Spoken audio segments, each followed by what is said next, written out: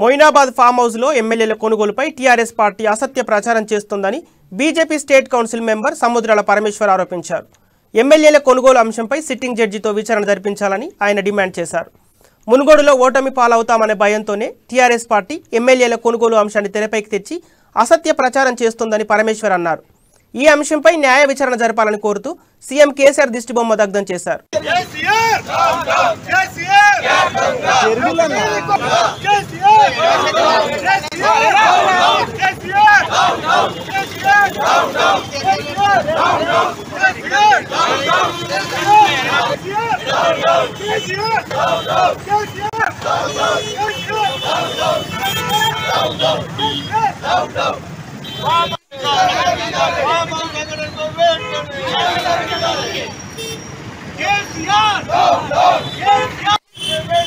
TRS ప్రభుత్వం పడిపోయి Bharatiya Janata party ప్రభుత్వం తెలంగాణలో ఏర్పడదు.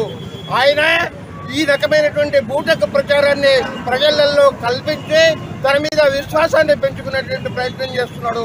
ఇది దుర్మార్గం చర్య, ప్రజాస్వామ్యం పైన నమ్మకం లేని చర్య. ఇటువంటి బూటకాల మీద స్వతంత్ర సంస్థతో సిబిఐతో కానీ సిట్టింగ్ జడ్జితో కానీ లేదా రిటైర్ అయిన జడ్జితో కానీ సంపూర్ణమైనటువంటి న్యాయ విచారణ జరిపించాలని భారతీయ జనతా పార్టీ డిమాండ్ చేస్తూ ఉన్నది.